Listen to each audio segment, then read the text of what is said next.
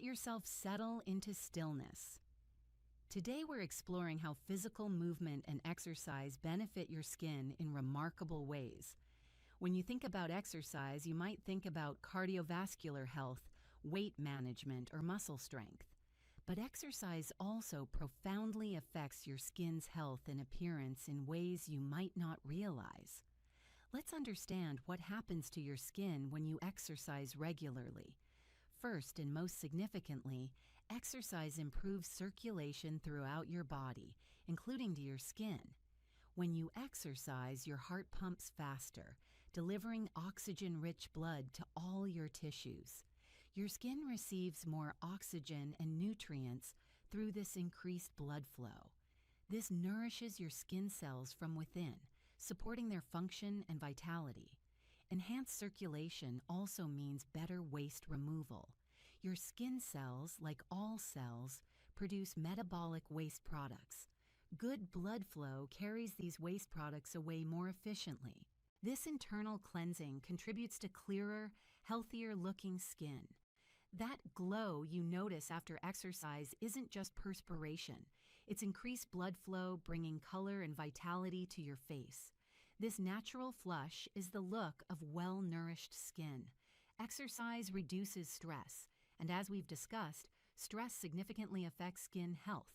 When you exercise, your body releases endorphins, natural mood elevators that help you feel good. At the same time, exercise helps lower cortisol levels. Remember, cortisol is the stress hormone that increases oil production, breaks down collagen, and promotes inflammation. By managing stress through exercise, you're indirectly protecting and improving your skin. Regular physical activity improves sleep quality, and we know that sleep is crucial for skin repair and regeneration. People who exercise regularly tend to fall asleep faster and experience deeper sleep. This enhanced sleep translates directly to better skin health. Exercise supports healthy immune function, which matters for your skin. Your skin is part of your immune system, your first line of defense against pathogens. A well-functioning immune system helps your skin resist infections and heal more efficiently. Physical activity helps regulate hormones.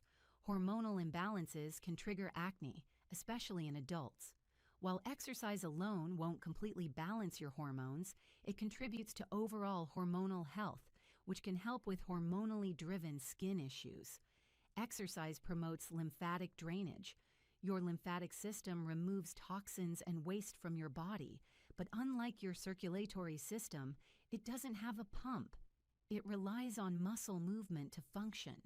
When you exercise, especially with activities that involve bouncing or dynamic movement, you're helping your lymphatic system move fluids and eliminate waste. This can reduce puffiness and support overall detoxification. Now let's discuss sweating, because many people wonder whether sweating is good or bad for skin. Sweating during exercise is natural and actually beneficial in several ways. Sweat helps regulate your body temperature. Through your pores, sweat brings some impurities to the surface, which can contribute to clearer skin when you cleanse properly afterward. Sweat also contains antimicrobial peptides that can help fight bacteria on your skin's surface. However, leaving sweat on your skin for extended periods can cause problems. Sweat mixed with bacteria and oil can clog pores and potentially trigger breakouts, especially if you're acne-prone. This is why post-workout skincare is important. Here's how to care for your skin around exercise. Before exercising, remove makeup if you're wearing any, especially heavy foundation. Makeup can mix with sweat and oil, clogging your pores. If you must wear something, choose a light, mineral-based sunscreen if exercising outdoors, or go barefaced if exercising indoors. During exercise, avoid touching your face. Gym equipment, yoga mats, and your own hands carry bacteria that you don't want to transfer to your face. Bring a clean towel to pat away excess sweat, rather than wiping with your hands. After exercising, cleanse your face as soon as reasonably possible. You don't need to rush, but don't leave sweat sitting on your skin for hours. Use your regular gentle cleanser. Wash your face thoroughly but gently, then apply your usual moisturizer. If you exercise in the morning, follow with sunscreen before going about your day. If you shower after exercising, that's ideal. Cleanse your face in the shower, along with washing your body to remove sweat and bacteria from your skin. Use lukewarm water rather than very hot water, which can be drying. Change out of sweaty workout clothes promptly. If you're prone to body acne, leaving tight, sweaty clothing against your skin can exacerbate the problem. Keep body skin clean and allow it to breathe. Let's talk about specific types of exercise and their benefits for skin. Cardiovascular exercise. Running, cycling, swimming, dancing, brisk walking gets your heart rate up and significantly improves circulation. This is particularly beneficial for that healthy glow and for delivering nutrients to your skin cells. Aim for at least 150 minutes of moderate cardio per week for overall health benefits, including skin health. Strength training builds muscle and bone density, and it also supports skin health. Resistance exercise promotes growth hormone production, which supports tissue repair, including skin repair. It also improves insulin sensitivity, which can help with acne management for some people. Yoga combines physical movement with stress reduction and mindfulness. Certain poses, especially inversions where your head is below your heart, temporarily increase blood flow to your face. The stress reduction benefits of yoga significantly support skin health. The focus on breathing in yoga enhances all the benefits we discussed in our breathing session. Outdoor exercise provides vitamin D from sun exposure with proper sun protection, fresh air, and often a mood boost from being in nature. However, protect your skin appropriately with sunscreen if you'll be outside for more than just a few minutes, especially during peak sun hours. Whatever form of exercise you choose, consistency matters more than intensity. Regular moderate exercise provides more cumulative benefits than occasional intense workouts.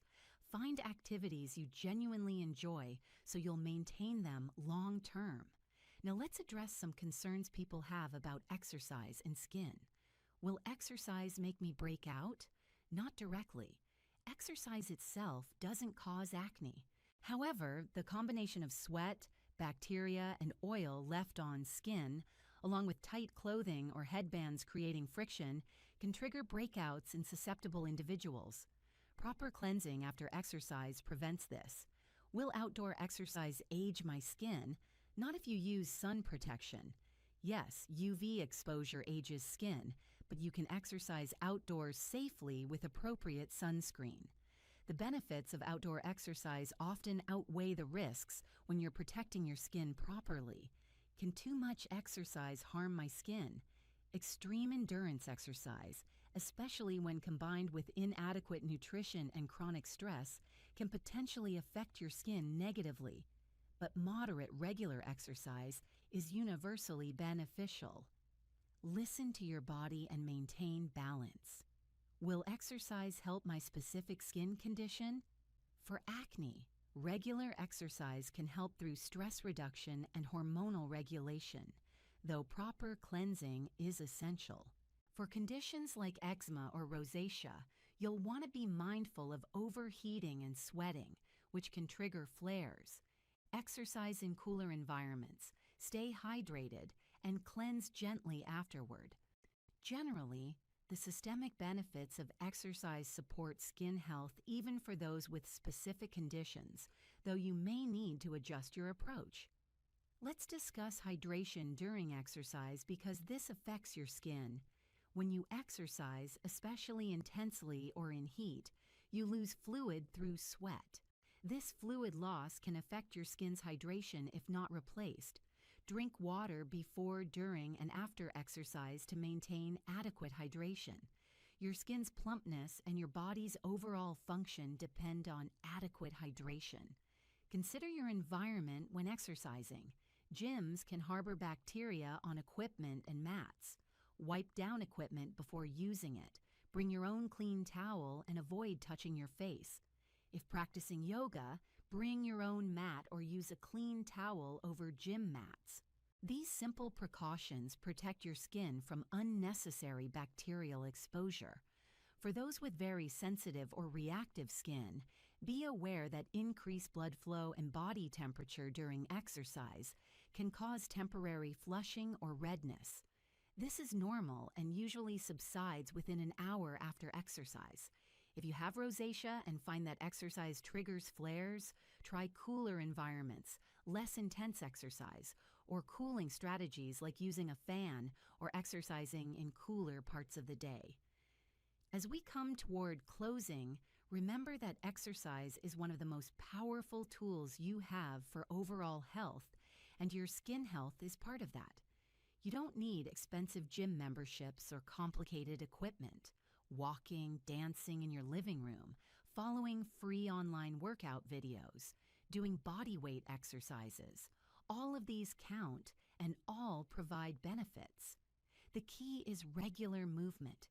Your body, including your skin, is designed to move. Modern sedentary lifestyles work against this design.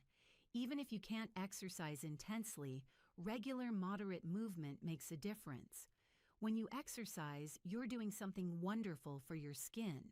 You're improving circulation, reducing stress, supporting sleep, balancing hormones, and promoting overall vitality. You're investing in your skin health from the inside out in a way that no topical product can replicate. Take a deep breath in and out.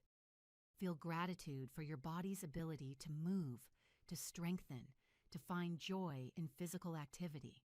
May you find forms of movement you love. May you exercise regularly and consistently. May you see and feel the benefits in your skin's health and glow. Thank you for this time together. Move joyfully, care for your skin, and trust in your body's wisdom. Acne science, treatment, and management. You now possess extensive knowledge spanning from basic acne biology through emerging treatments and personalized optimization strategies. Remember these core principles as you move forward. 1. Acne is treatable. Whatever your acne severity, treatment exists. You can achieve clear skin. 2. Consistency matters more than perfection.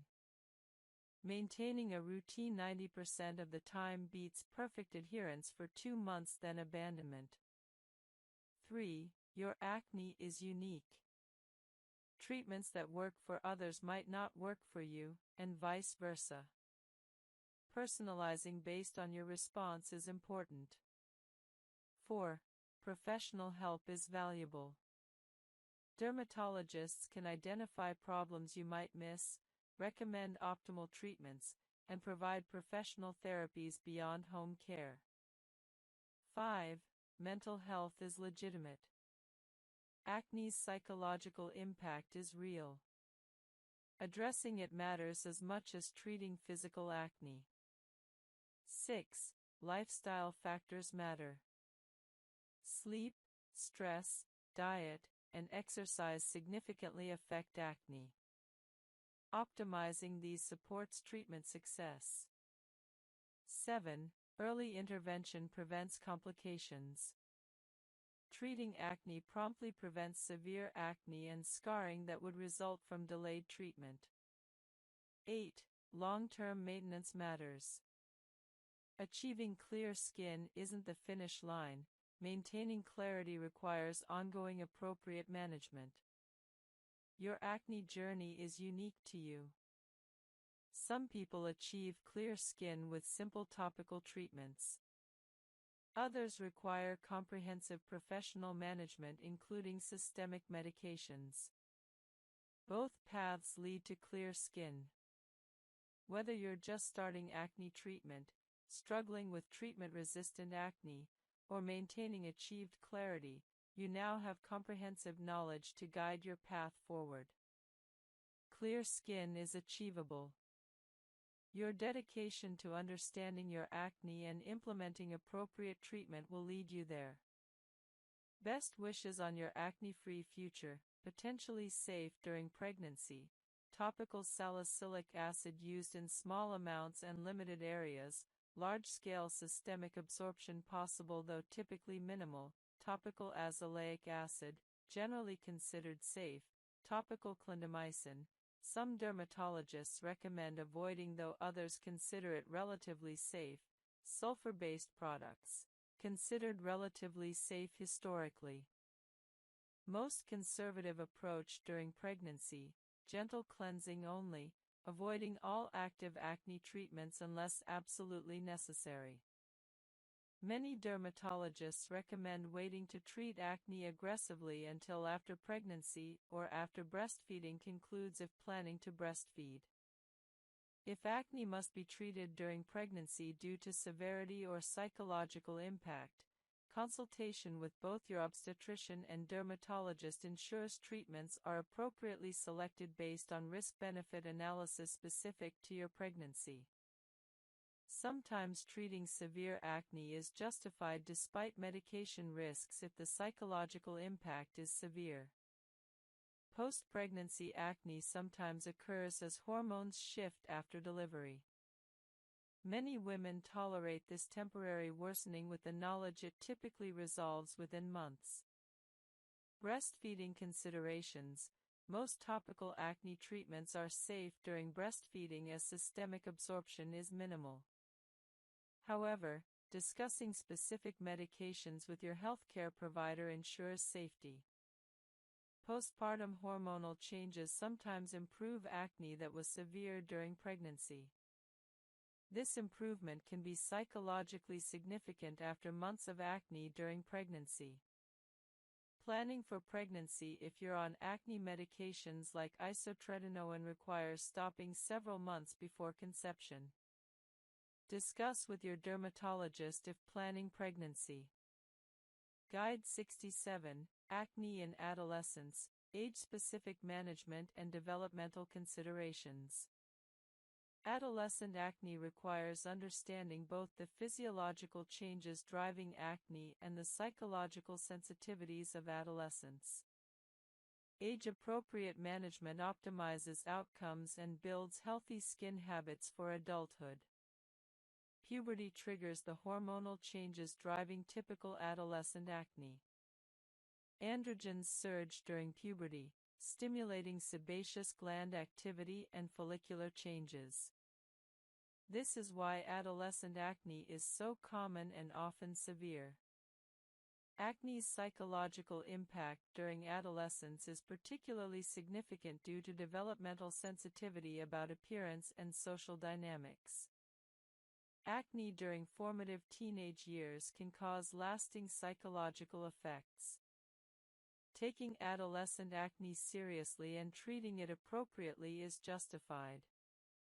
Guide 98, Acne and Body Dysmorphic Disorder, Distinguishing Clinical Concern from Pathology. Body dysmorphic disorder, BDD, is excessive preoccupation with perceived appearance flaws, sometimes involving acne. Distinguishing between appropriate concern about actual acne and BDD helps ensure appropriate treatment. Normal acne concern involves recognizing acne exists, wanting to treat it, and feeling moderately bothered. This is appropriate and doesn't indicate pathology. BDD involves disproportionate distress about minor or imagined flaws, repetitive behaviors, mirror checking, skin picking, comparing, significant functional impairment, and disproportionate appearance focus. Someone with BDD focused on acne might have minimal actual acne but experience severe distress and dysfunction from perceived severe acne.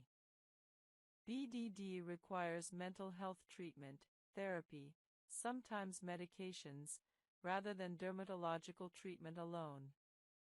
Treating actual acne doesn't resolve BDD if actual acne isn't the primary problem. Recognizing BDD allows appropriate referral to mental health providers. Dermatologists familiar with BDD can identify it and recommend mental health evaluation. Having actual acne doesn't preclude also having BDD.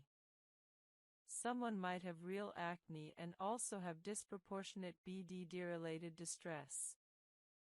Guide 99, Acne Treatment Optimization through N of 1 Experimentation. N of 1 trials involve testing treatments in yourself systematically to determine what works best for your specific skin. This personalized approach optimizes your individual treatment.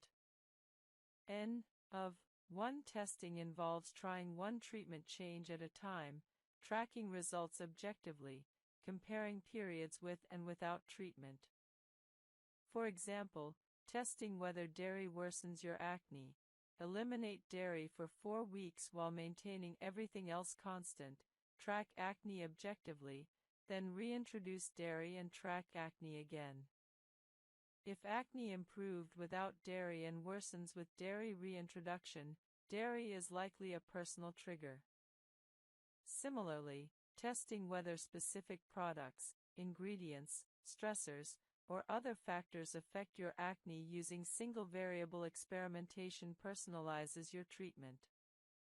Tracking variables, diet, sleep, stress, products used, acne status, in a detailed journal enables N of 1 analysis revealing personal patterns. This personalized approach identifies your specific acne triggers and treatment responses better than general recommendations, since everyone's acne differs.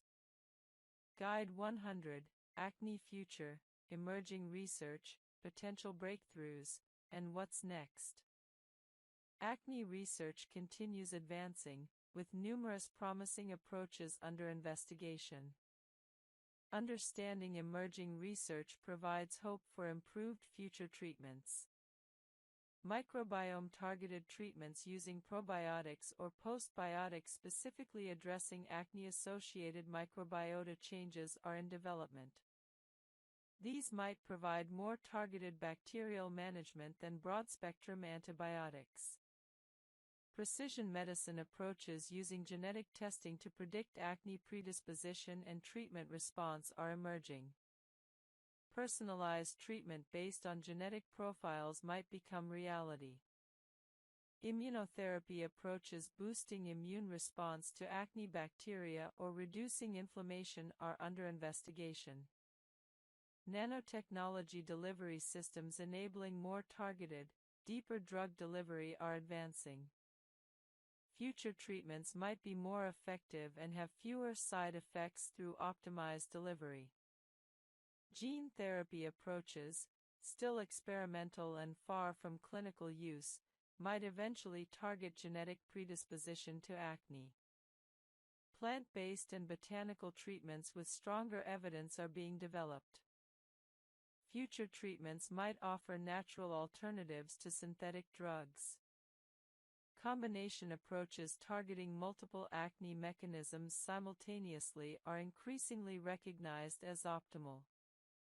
Future standard treatment might involve coordinated multi-mechanism attacks on acne. Artificial intelligence continuing to improve might eventually enable excellent personalized treatment selection and monitoring. Understanding that acne science advances constantly provides hope. Treatments available today vastly exceed what existed 20 years ago. Future treatments will likely be even better. Your acne is treatable now with current treatments. However, if current treatment's insufficient, future advances might provide new options. Either way, clear skin is achievable. Starting with gentle treatments is appropriate for adolescents. Many teenagers' skin is quite resilient and tolerates strong treatments well, but starting conservatively establishes good habits. Teaching proper skincare techniques during adolescence establishes lifelong habits. Involving adolescents in treatment decisions increases compliance. Understanding why treatments are recommended, how to use them properly, and what results to expect improves adherence. Adolescents who feel involved in their treatment are more likely to stick with routines. Addressing acne myths prevalent among adolescents: chocolate causes acne, poor hygiene causes acne, etc., prevents reinforcing false beliefs and harmful behaviors. Professional dermatology involvement is appropriate even for moderate adolescent acne, as dermatologists can recommend appropriate treatments and monitor for complications like scarring. Discussing how acne affects emotional well-being opens conversations about mental health support if needed. If acne is causing depression or anxiety, professional mental health support should be offered. Realistic expectations help adolescents understand that acne improvement takes weeks to months, not days. Understanding this prevents discouragement. Guide 68: Acne in Older Adults, Age-Related Changes and Treatment Adjustments. Acne persisting into or developing in older adults has unique characteristics requiring age-specific management adjustments. Adult acne in those over 40 or 50 is often hormonally driven, particularly in women during perimenopause and menopause, and typically more inflammatory than comedonal compared to teenage acne. Aging skin is more sensitive to irritation and barrier compromise than younger skin. Acne treatments tolerated well at 20 might be too irritating at 50. Gentler approaches and more aggressive moisturizing are often necessary. Skin barrier function naturally declines with age, requiring more careful barrier support during acne treatment. Sensitive skin becomes more common with age. About acne biology helps reduce stigma. Advocacy for acne as legitimate medical concern, not purely cosmetic, helps ensure insurance coverage and professional attention. Acne affects mental health, self-esteem, and quality of life. It's not just appearance. Supporting those with acne through listening, normalizing their experience, and avoiding acne stigmatizing statements helps. Telling someone, "Just wash your face," or "Everyone gets acne, get over it," minimizes their legitimate struggles. Pushing for better acne education in schools helps teenagers understand acne and proper treatment earlier. Supporting dermatology access for all people regardless of income helps ensure everyone can access appropriate care. Advocating for inclusive acne research including diverse skin types ensures treatments developed work for everyone. Guide 80: Acne and the Senses, Smell, Touch, and Sensory Aspects of Skin Care. Beyond visual appearance, acne and skin care involve other senses affecting experience and compliance. Smell of skin care products affects whether people enjoy using them. Pleasant-smelling products increase compliance due to positive association. Some people prefer fragrance-free products to avoid irritation or strong smells. Touch sensations affect compliance. People enjoy using products that feel good on skin. Smooth-absorbing serums feel better than sticky formulations. This affects long-term routine adherence. Texture of products affects experience. Lightweight, smooth textures feel pleasant. Heavy, thick products feel uncomfortable, affecting compliance. Taste concerns arise if people accidentally get acne products in mouth, though should be avoided. Topical products shouldn't taste good, discouraging accidental ingestion. Sensory sensitivities, common in autism, sensory processing disorders, might affect product tolerability. Lightweight, minimally fragrant, smooth-textured products work better for sensory-sensitive individuals. Enjoyable sensory experience with skin care products increases likelihood of long-term compliance. Choosing products you enjoy using, good smell, nice texture, pleasant feel, supports routine adherence.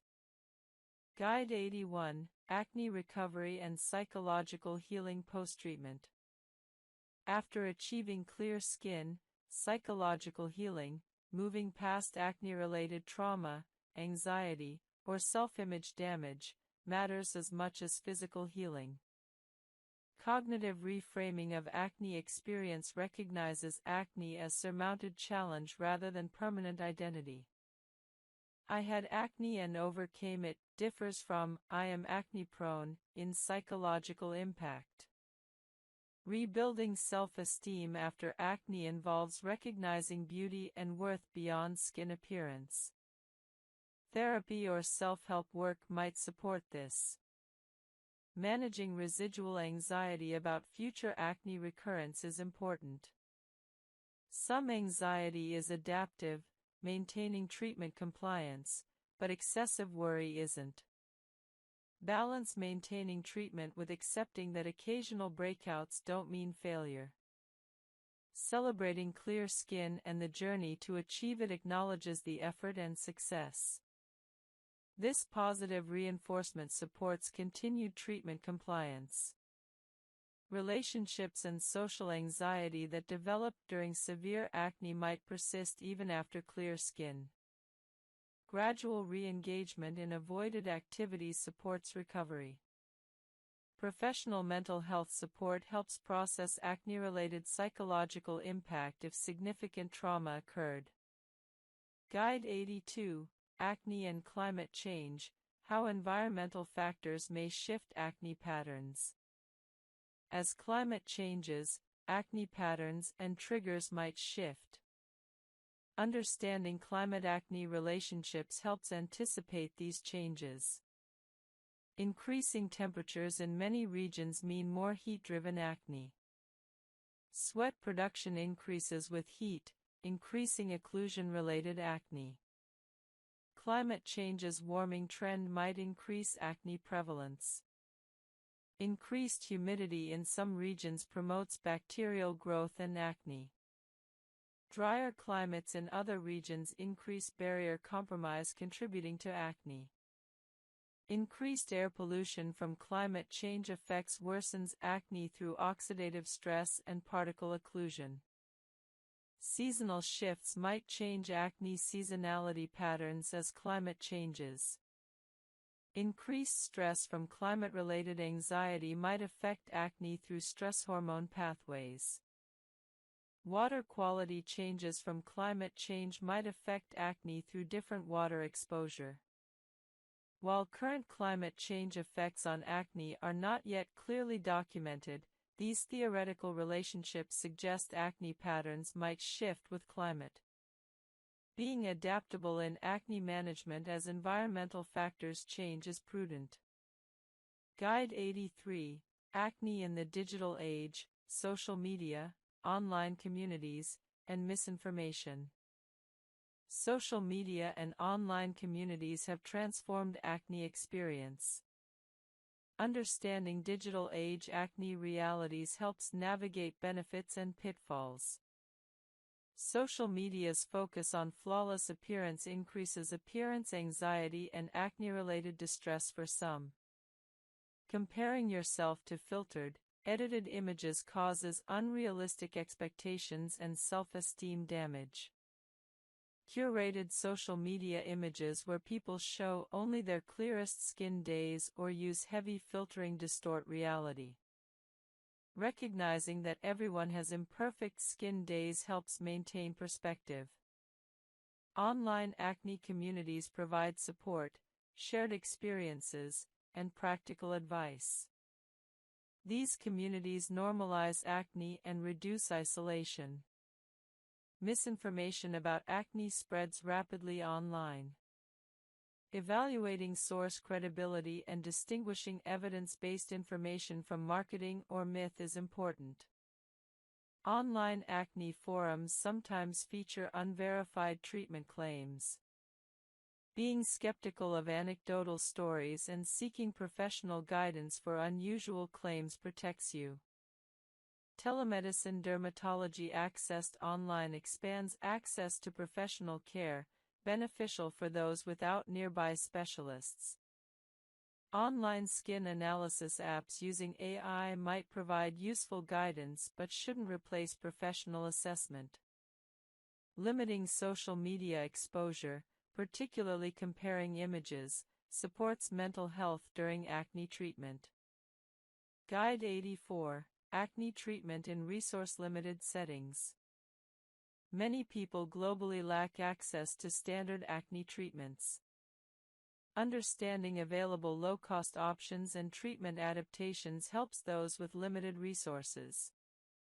Over-the-counter benzoyl peroxide and salicylic acid are often affordable and available globally, even in resource-limited settings. These should be first-line treatments where available. Local botanical treatments, tea tree oil, neem oil, honey, used traditionally sometimes have evidence supporting their use. These are often affordable and locally available. Oral antibiotics, generic doxycycline, tetracycline, are often inexpensive in resource-limited settings, making oral antibiotic treatment accessible. Isotretinoin might be unavailable in many countries due to cost or regulatory restrictions, limiting treatment for severe acne without this option. Professional dermatology care might be unavailable or prohibitively expensive. Training non-specialist healthcare providers in basic acne treatment helps extend care availability. Seasonal adjustments remain important long-term. Winter might require slightly more moisturizing or reduced exfoliation frequency. Summer might require increased sun protection. These adjustments maintain skin health across seasons. Stress management, sleep, diet, and other lifestyle factors remain important long-term. While you might relax some during periods of stability, reverting entirely to poor habits causes acne recurrence. Maintaining reasonable health habits supports ongoing skin clarity. Monitoring your skin regularly allows early detection of potential recurrence. Monthly self-assessments identifying any new breakouts allows you to intensify treatment immediately if needed, preventing minor breakouts from progressing to significant acne. Having your dermatologist's contact information and willingness to contact them if acne recurs despite maintenance allows quick professional intervention. Don't try to solve recurrent acne alone for months, get professional help quickly. Keeping maintenance products on hand prevents running out and missing treatments due to product unavailability. Some people order backup products when current products are half empty, ensuring continuity. Reframing maintenance as self-care rather than burden improves adherence long-term. Your skincare routine is caring for your body's largest organ, supporting not just appearance but overall skin health and barrier function. The ultimate goal of maintenance is such consistency that skincare becomes automatic, habitual, and integrated into your daily routine like brushing teeth. At this point, maintaining clear skin requires minimal conscious effort. Guide 65. Acne in patients with psychiatric conditions, medication interactions and mental health considerations. Psychiatric medications sometimes worsen acne or interact with acne treatments. Additionally, acne's psychological burden is heightened in individuals with pre-existing psychiatric conditions. Managing acne in this population requires coordinated psychiatric and dermatological care. Lithium, used for bipolar disorder, causes acne in many patients. This presents a dilemma: necessary psychiatric medication worsens acne. Options include discussing alternative mood stabilizers with your psychiatrist if possible, combining lithium with aggressive acne treatment, or managing the acne psychiatric medication trade-off consciously.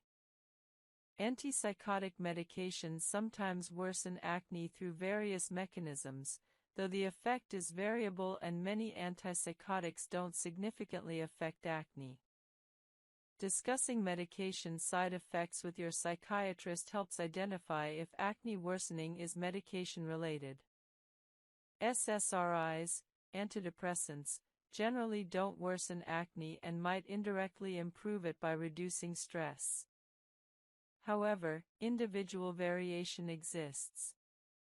Stimulant medications for ADHD don't typically worsen acne directly, though sleep disruption from stimulants might worsen acne indirectly through stress and sleep deprivation effects. Mental health in acne is particularly important for individuals with pre-existing depression or anxiety. Acne's psychological burden can exacerbate pre-existing psychiatric conditions. Recognizing this and providing both dermatological and psychiatric support is important. Medication compliance for acne treatment might be compromised in individuals with depression or ADHD.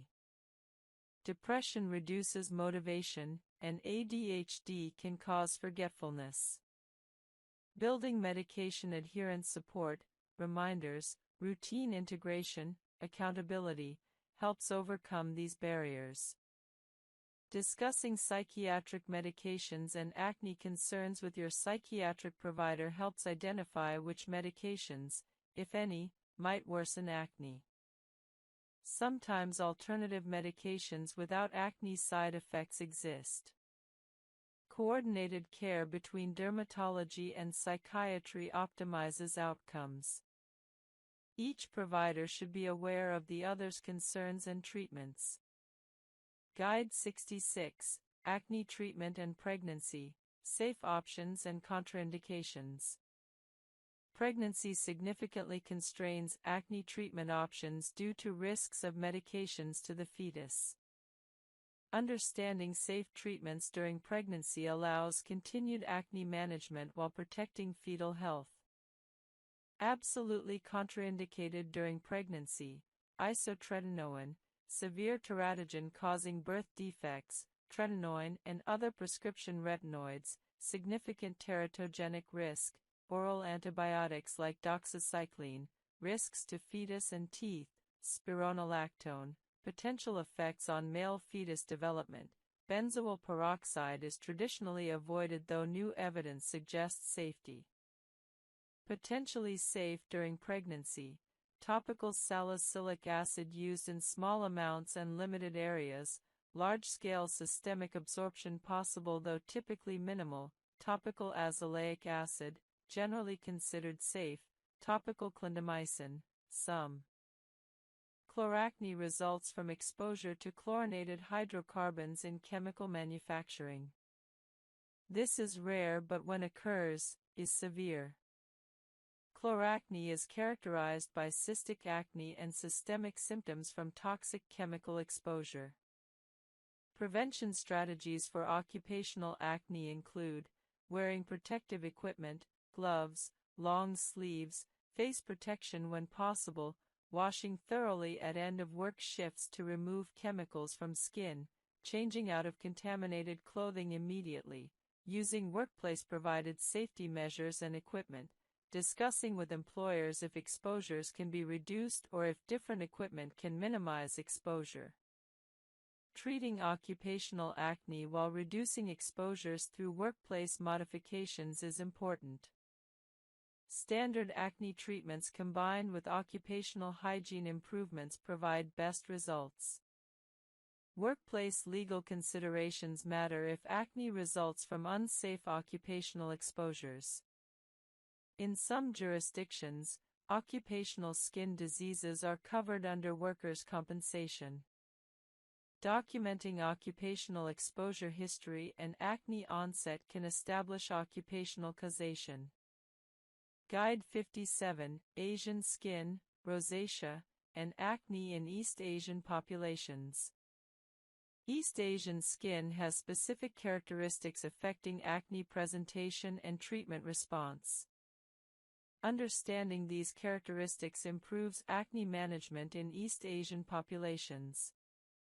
East Asian skin often has different lipid composition and barrier characteristics compared to other populations. Some evidence suggests East Asian skin has higher ceramide content but different lipid organization, affecting both barrier function and acne development.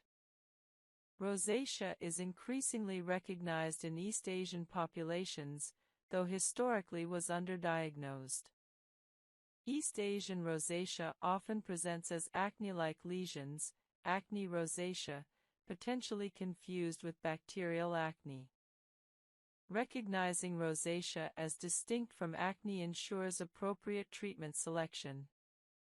Sebaceous gland characteristics may differ slightly across ethnic backgrounds, though individual variation exceeds group variation. Treatment intensity might require individualization based on individual skin characteristics rather than ethnic background. Post-inflammatory hyperpigmentation is very common in East Asian skin and requires aggressive prevention and treatment. Sun protection is particularly important. PIH treatments, vitamin C, azelaic acid, hydroquinone, are particularly relevant. Barrier function support might be particularly important for East Asian skin in certain climates. Adapting treatment intensity and moisturizing based on individual response rather than population averages is most accurate approach. Guide 58, Acne in LGBTQ+ populations, Hormone Therapy and Transition-Related Acne. Transgender and non-binary. Hello and welcome. Take a deep breath with me. In through your nose, out through your mouth. Let any tension dissolve as we settle into this peaceful space together. Today we're going to explore something fundamental: understanding your own skin. Your skin is unique to you. No one else has skin exactly like yours, with its particular combination of characteristics, needs, and behaviors.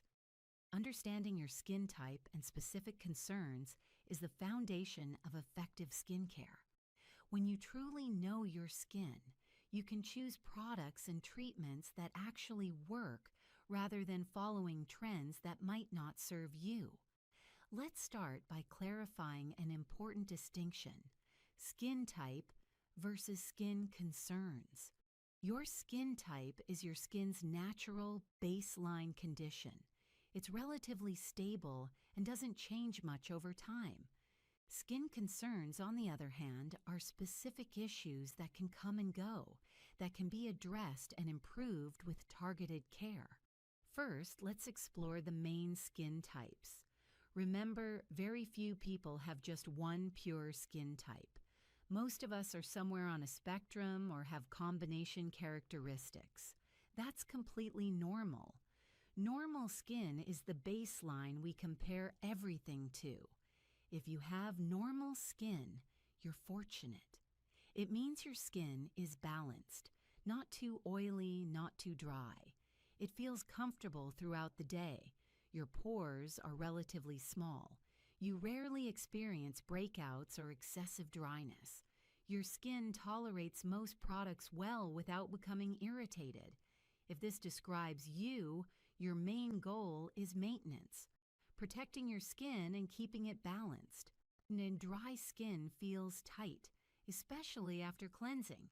It may look dull or flaky. Fine lines might be more visible because your skin lacks adequate moisture and oil. Your skin might feel uncomfortable, even itchy at times. In cold or dry weather, these symptoms often worsen. Dry skin needs rich, nourishing products that provide both hydration and oils to seal in moisture. Your skin's barrier function may be compromised, so strengthening and protecting it is essential. Oily skin produces excess sebum, giving your face a shiny appearance, especially in your T-zone, your forehead, nose, and chin. Your pores are typically more visible, and you're more prone to blackheads and breakouts. You might feel like your face needs washing multiple times a day. However, oily skin has advantages.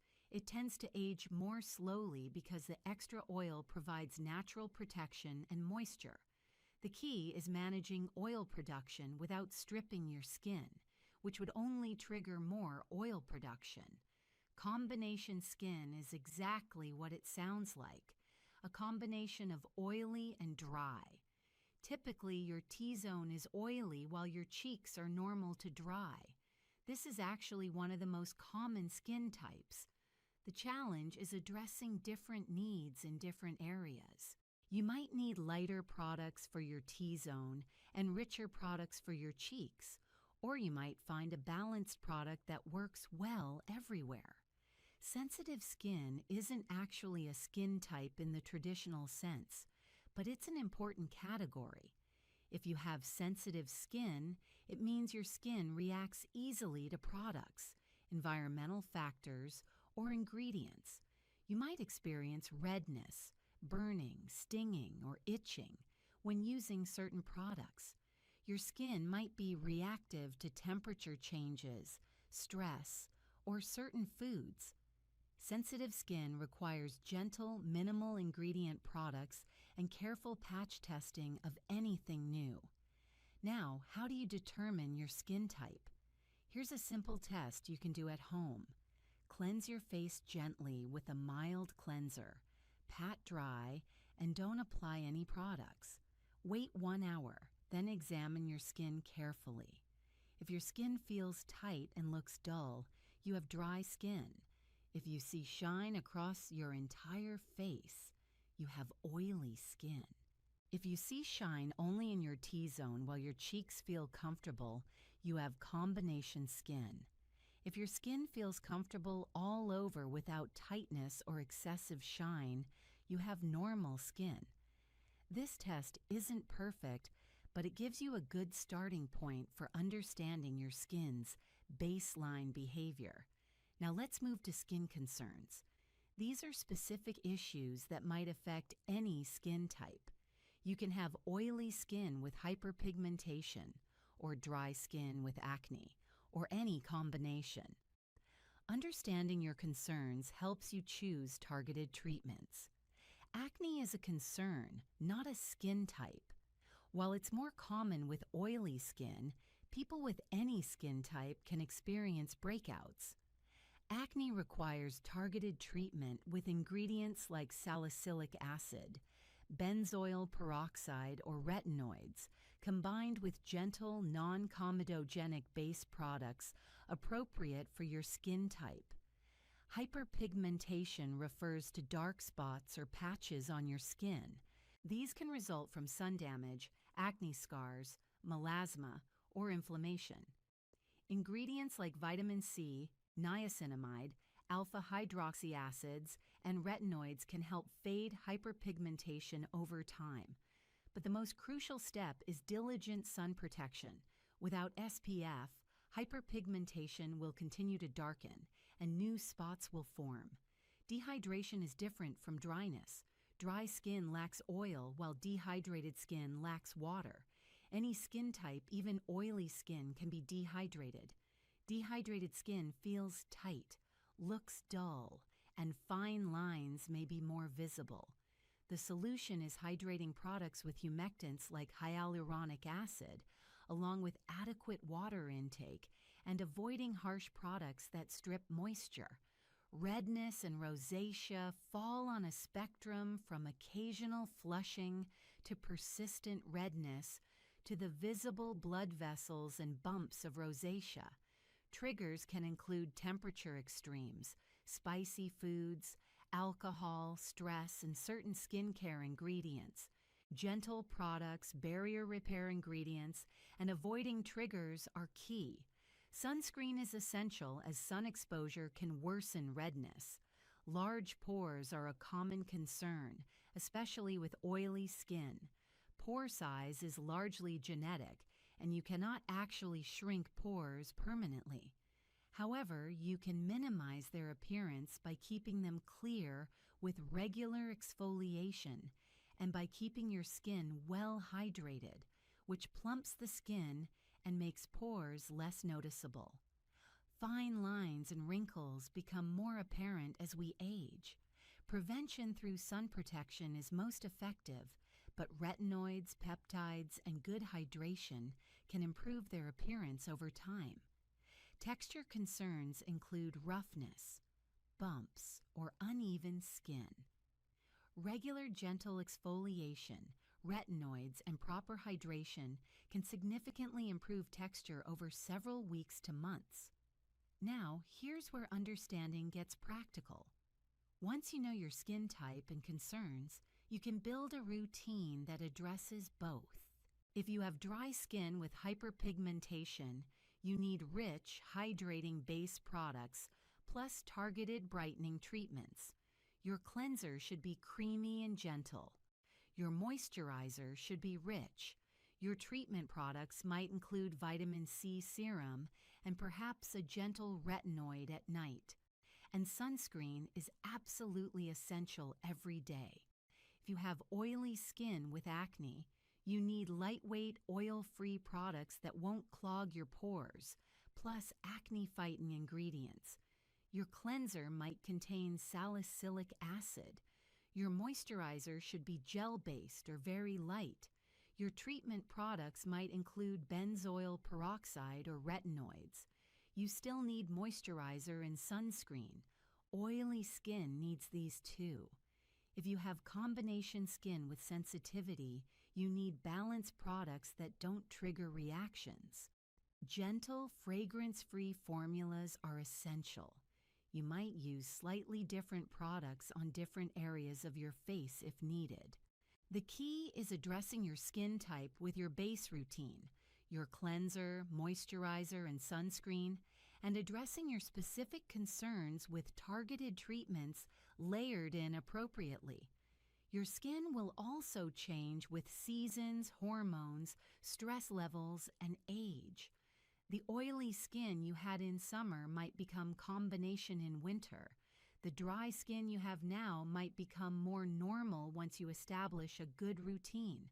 Stay attentive to these changes and adjust accordingly. Pay attention to how your skin feels and looks throughout the day. Does it feel tight an hour after cleansing? Your cleanser might be too harsh. Is your face shiny within a few hours of moisturizing? You might need a lighter product. Does your skin sting when you apply certain products? You might be sensitive to specific ingredients. Your skin is constantly communicating with you. Listen to it. Trust its signals.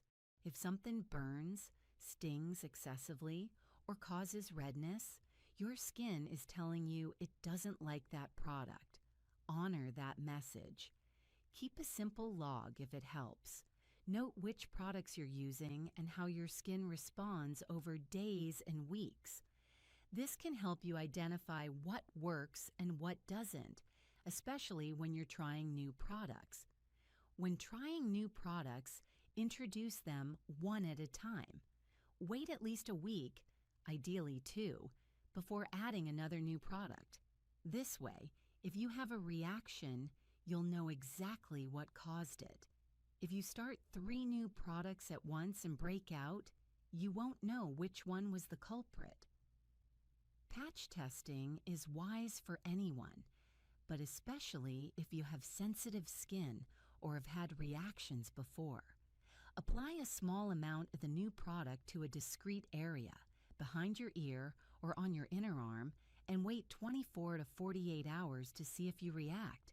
If all is well, you can try it on your face. Remember, expensive doesn't mean better for your skin.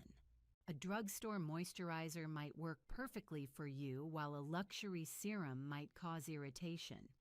Your skin doesn't know or care about brand names or price tags. It only knows what works and what doesn't. Similarly, natural doesn't automatically mean better or safer. Some natural ingredients are wonderful for skin. Others can be irritating. Some synthetic ingredients are gentle and effective. Judge products by how they perform for your skin, not by marketing claims about natural versus synthetic. As we come to the close of our time together, remember this: understanding your skin is an ongoing process, not a one-time assessment. Your skin will teach you what it needs if you pay attention. Start with identifying your basic skin type. Note your specific concerns. Choose products accordingly. Observe how your skin responds. Adjust as needed. Be patient with this process. Getting to know your skin and finding the right products takes time. There will be trial and error. That's normal and okay. Each product you try teaches you something about your skin, even if it's just, "I don't like this." Take a deep breath in and out.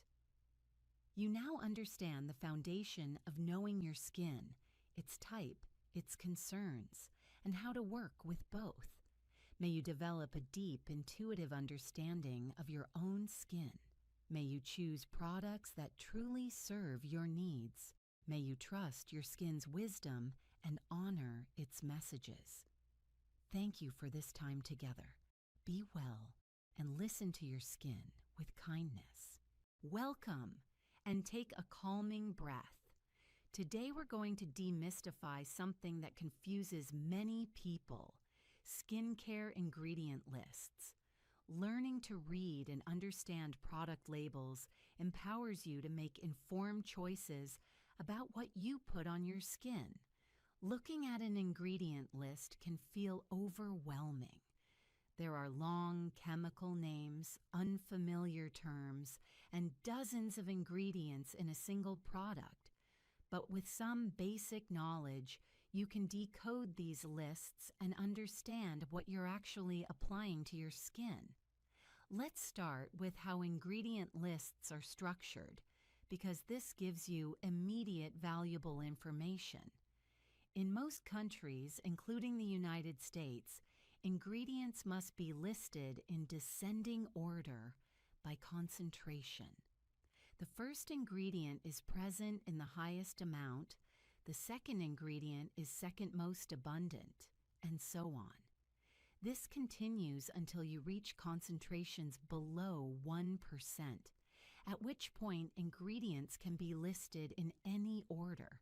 This means the first 5 to 7 ingredients typically make up the bulk of the product's formula. These are the ingredients that will have the most impact on how the product performs and how your skin responds to it. Let's look at a hypothetical ingredient list: water, glycerin, cetearyl alcohol, niacinamide, hyaluronic acid, ceramides, preservatives, fragrance. Water is the first ingredient, meaning this is primarily a water-based product. Water is an extremely common base for skincare products. It's inexpensive, a good solvent for many ingredients, and helps products spread easily. Glycerin is second, which tells you this is a hydrating product. Glycerin is a humectant that attracts moisture to your skin. Cetearyl alcohol is third. Despite the name alcohol, this is actually a fatty alcohol that acts as an emollient and thickener. It's moisturizing, not drying. Don't confuse fatty alcohols like cetearyl alcohol with drying alcohols like denatured alcohol or SD alcohol. Niacinamide appearing fourth means it's present in a meaningful concentration. This product will likely provide niacinamide's benefits: calming inflammation, regulating oil, fading dark spots, and strengthening your barrier. You can see how reading even just the first few ingredients tells you a lot about what the product is and what it's designed to do. Now let's discuss categories of ingredients and what to look for. Humectants attract and hold water. These are crucial for hydration. Common humectants include glycerin, hyaluronic acid, sodium hyaluronate, aloe vera, honey, panthenol, provitamin B5, and propylene glycol. If you want a hydrating product, Look for humectants high on the ingredient list. Emollients fill in the spaces between skin cells, creating smooth, soft skin and helping repair your barrier. Common emollients include ceramides, cholesterol, fatty acids, squalane, jojoba oil, shea butter, and various plant oils. If your skin is dry, rough, or sensitive, emollients should be prominent in your products. Occlusives create a protective layer on your skin's surface that prevents water loss. Common occlusives include petrolatum, mineral oil, dimethicone, beeswax, and lanolin. Very dry skin benefits from products with occlusives, especially at night. They're the seal that locks in all the hydration and treatment ingredients beneath them. Antioxidants protect your skin from free radical damage caused by UV exposure, pollution, and normal metabolism. Common antioxidants include vitamin C, L-ascorbic acid, ascorbyl palmitate, magnesium ascorbyl phosphate, vitamin E, tocopherol, niacinamide, vitamin B3, green tea extract, resveratrol, and coenzyme Q10. Look for antioxidants in daytime products, especially when your skin faces environmental stressors. Exfoliants help remove dead skin cells and improve texture. We have AHAs like glycolic acid and lactic acid, water-soluble surface exfoliants, BHAs like salicylic acid, oil-soluble, penetrates pores, and enzymes like papain and bromelain, gentle protein dissolvers. Exfoliants typically appear lower on ingredient lists because they're effective at low concentrations, usually between 0.5% and 10%. Retinoids increase cell turnover, boost collagen, and prevent clogged pores. You might see retinol, retinol palmitate, retinaldehyde, or if prescription, tretinoin. These are powerful ingredients that appear effective even at low concentrations. Peptides are chains of amino acids that signal your skin to perform certain functions, often related to collagen production. Look for matrixyl, copper peptides, palmitoyl pentapeptide, and various other peptides. The science on peptides is still evolving, but many people find them helpful for firmness and texture. Now let's talk about ingredients you might want to avoid or be cautious with. Fragrances can cause irritation and allergic reactions. Fragrance is one of the most common causes of contact dermatitis. If you have sensitive skin or are prone to reactions, fragrance-free products are safer. Note that fragrance or parfum on an ingredient list can represent dozens of different chemicals, and companies aren't required to disclose what specific compounds they're using. Natural fragrances from essential oils can also be irritating, despite being natural. Citrus oils, peppermint, eucalyptus, and many others can cause sensitivity. Natural doesn't automatically mean gentle. Drying alcohols like alcohol denat, SD alcohol, and isopropyl alcohol can strip your skin and cause irritation, especially in high concentrations or with prolonged use. However, small amounts in a formula might not be problematic, and they serve purposes like helping products dry quickly or penetrate better. Context and concentration matter. Sulfates like sodium lauryl sulfate, SLS, and sodium laureth sulfate, SLES, are cleansing agents that can be harsh and stripping, especially for dry or sensitive skin. Many people prefer gentler cleansing agents like cocamidopropyl betaine or sodium cocoyl, isethionate. Parabens are preservatives that prevent bacterial and fungal growth in products.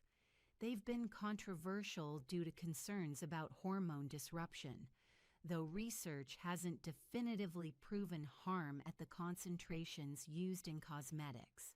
If you prefer to avoid them, many products now use alternative preservatives like phenoxyethanol or sodium benzoate. That said, preservatives themselves are important. Products containing water need preservatives to prevent dangerous bacterial and mold growth. Preservative-free products must be packaged carefully in airless pumps and used quickly after opening. Let's discuss concentration. An ingredient appearing on a label doesn't guarantee effectiveness. Concentration matters tremendously.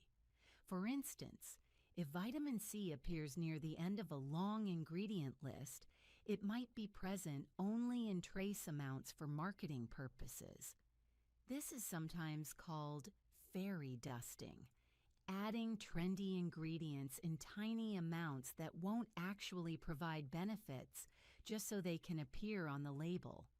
For key active ingredients, you want to see them high enough on the list to indicate meaningful concentrations.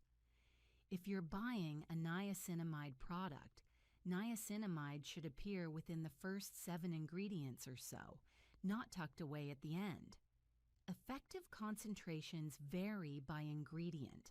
For example, niacinamide is effective at 2 to 5%, vitamin C at 10 to 20%, retinol at 0.25 to 1%, and hyaluronic acid at 0.1 to 2%. You often can't tell exact percentages from ingredient lists, but position gives you a hint. Let's talk about buzzwords and marketing claims because these can be misleading. Clean beauty has no legal definition. What one brand calls clean might differ entirely from another brand's definition. Clean doesn't automatically mean safer or more effective. Judge products by their actual ingredients and how they perform for your skin, not by marketing labels. Natural and organic also aren't automatically better. Some natural ingredients are wonderful for skin. Others can be irritating or ineffective. Some synthetic ingredients are extremely effective and safe. What matters is how an ingredient works for your skin, not whether it came from a plant or a lab. Dermatologist tested sounds impressive, but means very little. It might mean one dermatologist used the product once. It doesn't guarantee effectiveness or safety. Similarly, clinically tested can mean almost anything. The testing might have been minimal or poorly designed. Hypoallergenic suggests a product is less likely to cause allergic reactions, but there's no standard for this term. It's largely marketing. If you have allergies, check the actual ingredient list. Non-comedogenic means less likely to clog pores, but again, there's no standard testing or definition. What clogs pores can be individual. An ingredient that's fine for you might cause breakouts in someone else. Let's discuss how to approach trying new products safely. First, identify your skin's sensitivities. If you know certain ingredients cause reactions, check labels carefully and avoid products containing them. Keep a note in your phone of ingredients you react to so you can reference it when shopping. Second, patch test if you're concerned about reactions. Apply a small amount of the new product to your inner forearm or behind your ear and wait 24 to 48 hours. If no reaction occurs, try it on a small area of your face. If all is well after a few days, proceed with full use. Third, introduce one new product at a time and wait at least a week before adding another. This way, if you have a reaction, you'll know which product caused it. Fourth, remember that expensive doesn't mean better. A drugstore product with good ingredients can work just as well as a luxury product. Judge products by their formulations, not their price tags. Reading reviews can be helpful, but take them with perspective. Skincare is highly individual. A product that's life-changing for one person might break out another person. Reviews can indicate general quality and experience, but your own skin is the ultimate judge. As we close our time together, remember that becoming ingredient savvy is empowering. You don't need to memorize every chemical name or become a cosmetic chemist, but understanding the basics, how to read an ingredient list, what major categories of ingredients do, what to look for, and what to be cautious of, helps you make informed choices. Your skin deserves products that truly serve its needs, not just products with clever marketing. By learning to read labels, you become a more informed consumer and a better advocate for your own skin health. Take a deep breath in and out. You now have the tools to decode ingredient lists and choose products wisely. May you find products that truly benefit your skin. May you feel empowered in your choices. May you trust your growing knowledge and your skin's feedback. Thank you for this time together. Be well and choose wisely. Welcome to this gentle healing space. Take a slow, calming breath. Today we're exploring how to reduce acne marks over time, those stubborn spots that remain after breakouts heal. With patience and gentle care, these marks can fade significantly. Acne marks, also called post-inflammatory hyperpigmentation or PIH, are dark spots left behind after acne heals. They're not scars. They're areas where inflammation triggered excess melanin production. The good news is that these marks are temporary and will fade on their own, though you can support and accelerate this process. Understanding the difference between marks and scars is important. Acne marks are flat discolorations, brown, red, or purple, depending on your skin tone. Acne scars involve textural changes, indentations, raised areas, or tissue damage. Marks fade with time and proper care. Scars typically require professional treatment. Today we're focusing on marks.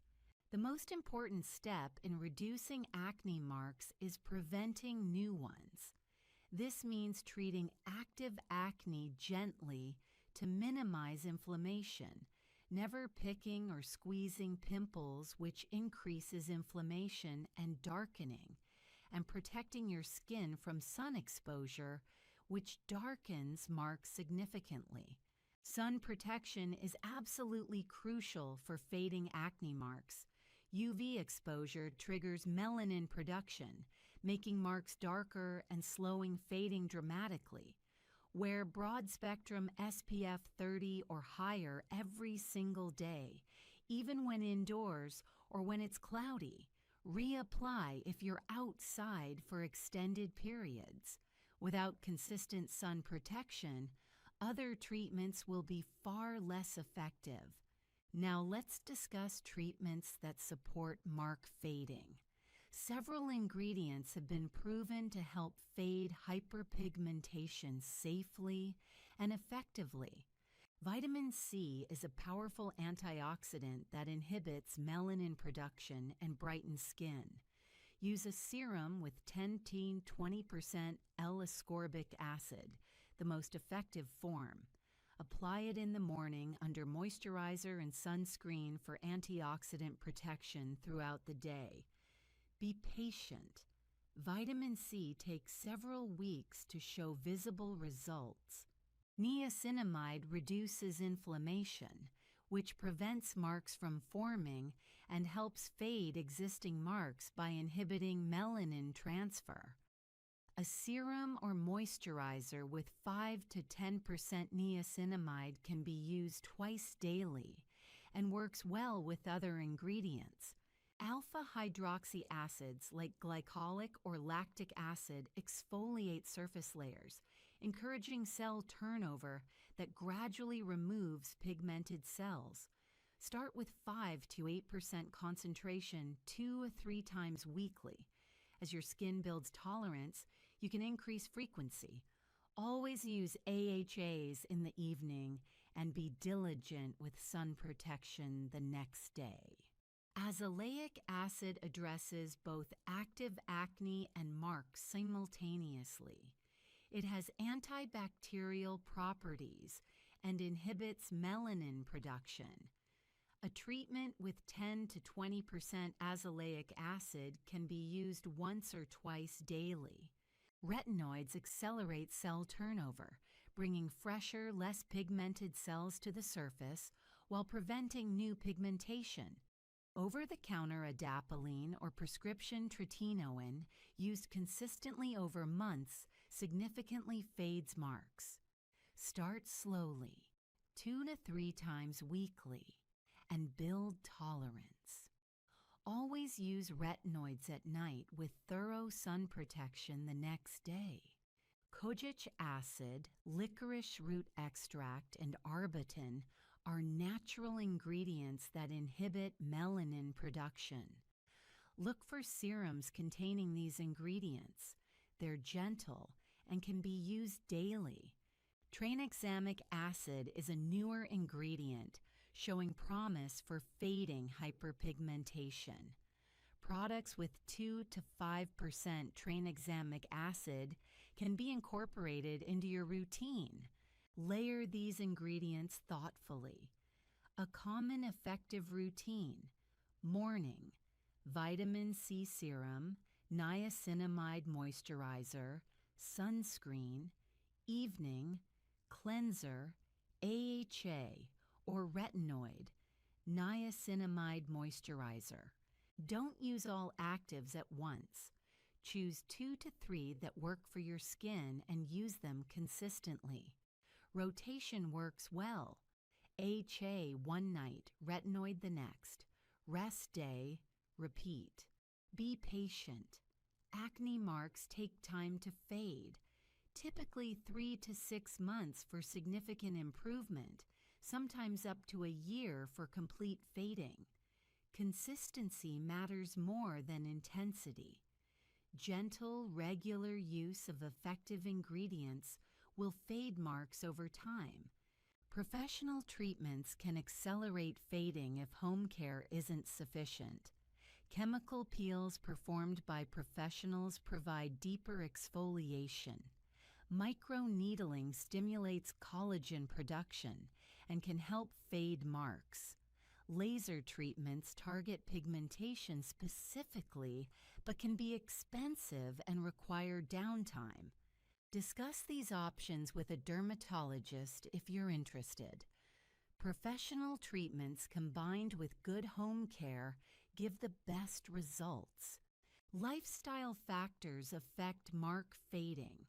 Manage inflammation by reducing stress, getting adequate sleep, eating anti-inflammatory foods, and staying hydrated. Less inflammation during healing means less dark marking. Be extremely gentle with active breakouts. Never pick or squeeze. This dramatically increases inflammation and resultant dark marks. If a pimple needs draining, use clean tools, minimal pressure, and immediately apply spot treatment. Keep your skin well moisturized. Healthy, hydrated skin repairs and renews itself more effectively than dry, compromised skin. Certain skin tones are more prone to post-inflammatory hyperpigmentation, particularly darker skin tones with more melanin. If you have darker skin, be especially vigilant about sun protection and gentle acne treatment. The principles are the same, but the importance is amplified. Avoid harsh treatments that could cause more inflammation and thus more marks. Be cautious with strong peels, aggressive exfoliation, or irritating ingredients. Gentle, consistent care works better than aggressive treatment for fading marks. Understand that complete fading takes time measured in months, not days or weeks. Set realistic expectations. Significant lightening in 3 to 6 months is success. Don't expect miraculous overnight results. They don't exist. Take photos monthly to track progress. Day-to-day changes are imperceptible, but monthly comparisons show the gradual fading occurring. Stay consistent even when progress feels slow. The treatments work cumulatively. Every day of gentle care, sun protection, and appropriate treatments is contributing to fading, even when you can't see immediate results. As we close, remember, acne marks are temporary. With patience, protection, and gentle encouragement through effective ingredients, they will fade. Your skin knows how to heal and renew itself. Support it consistently and trust the process. May your marks fade gently and completely. May you have patience for the healing timeline. May your skin become clear and even. Thank you for this time together. Trust the fading process.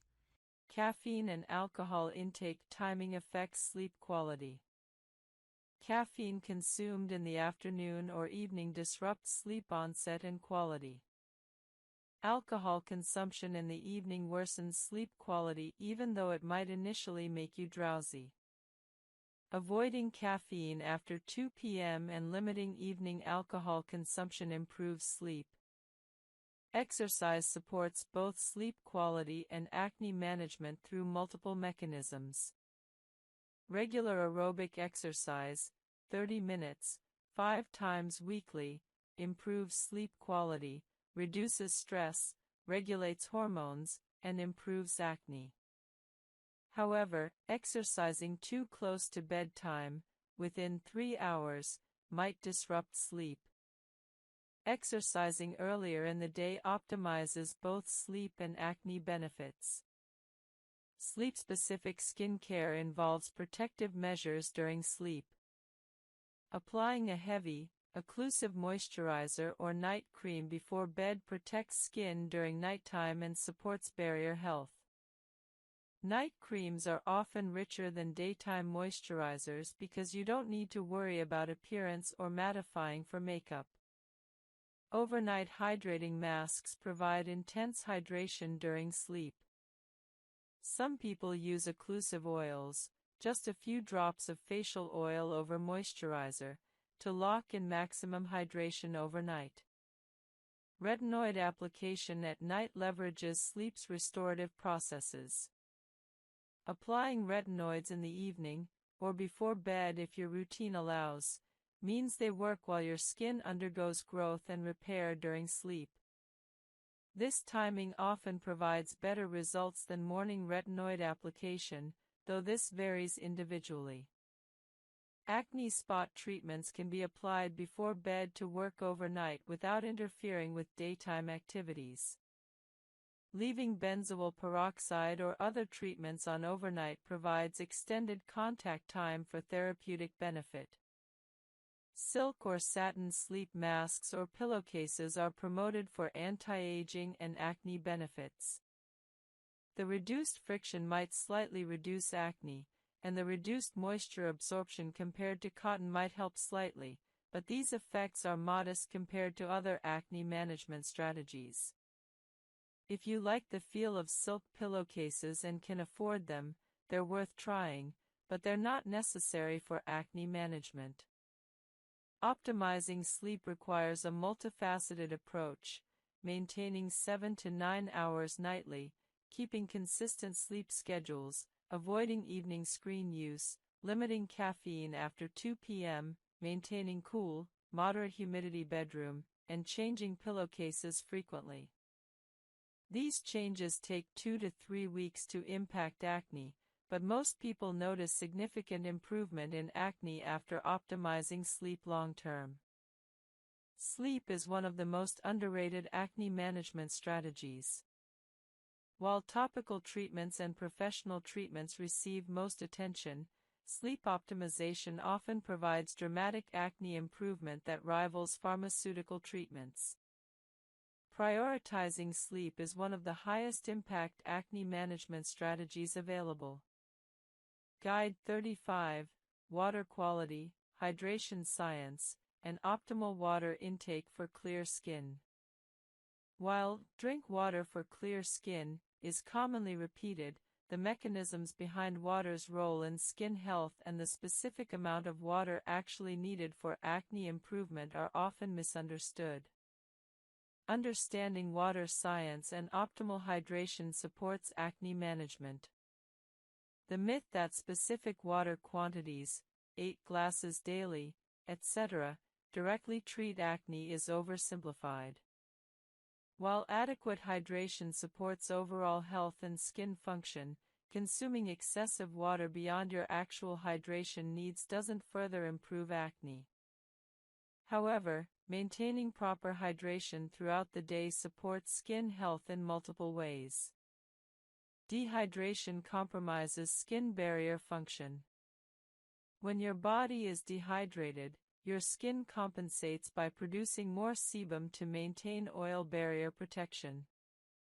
Paradoxically, dehydrated acne-prone skin often appears oily while being dehydrated internally, creating conditions promoting acne. Proper hydration reduces this compensatory sebum production. Hydration supports skin cell function. Skin cells require water to function optimally. Proper hydration maintains cellular processes, supports detoxification, and promotes overall skin health. Dehydrated skin appears duller and is more prone to irritation and breakouts. Hydration supports immune function. Adequate hydration maintains lymphatic function and immune cell circulation, supporting your body's ability to fight acne-causing bacteria. Dehydration compromises immune function, potentially worsening acne. Hydration supports blood circulation. Well-hydrated blood flows more efficiently, delivering nutrients and oxygen to skin cells. Dehydration compromises circulation, reducing nutrient delivery to skin. Optimal daily water intake varies based on body weight, activity level, climate, and individual factors. A general guideline is 35 milliliters per kilogram of body weight daily. For a 70 kilograms person, this equals approximately 2.5 liters, about 10 glasses, daily. However, individual needs vary significantly. Thirst is a reasonable indicator of hydration needs. Drinking when thirsty and monitoring urine color. Pale yellow indicates adequate hydration, dark yellow suggests dehydration, guides appropriate intake. Individual variation in optimal water intake is substantial. Some people need 2 liters daily for optimal hydration, while others need 3 to 4 liters depending on activity and climate. Rather than following a rigid 8 glasses recommendation, assess your personal hydration status and drink accordingly. Water intake timing matters somewhat. Distributing water intake throughout the day maintains consistent hydration better than consuming large amounts at once. However, excessive water intake shortly before bed disrupts sleep through nighttime urination. Tapers off water intake 2 to 3 hours before bed to optimize sleep quality. Electrolyte balance matters for hydration beyond pure water intake.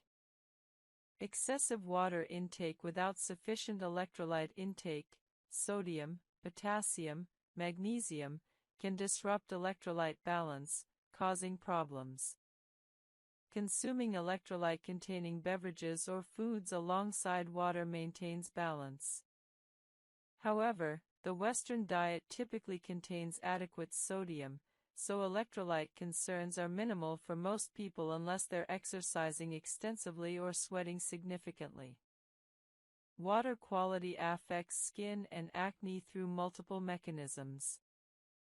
Hard water, high mineral content, leaves mineral buildup on skin, potentially irritating it and compromising cleansing efficacy.